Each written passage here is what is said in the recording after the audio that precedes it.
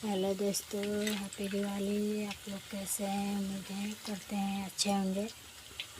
और देखिए हम क्या बना रही हूँ, पकौड़ा बना रही हूँ।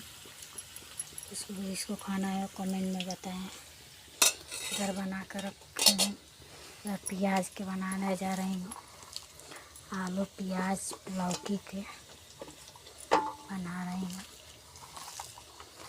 आज दिवाली है, सुबह में बना रही हूँ दाल चावल सब्जी पकौड़ा। शाम के बनाऊंगी खीर पूरी, जो हम बनाएंगे तो हम दिखाएंगे आप लोग के।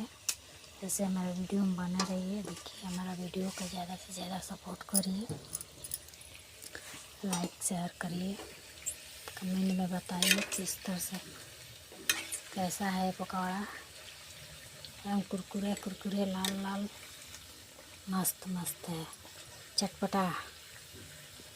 जिसको जिसको खाना है कमेंट में बताइए हमारा।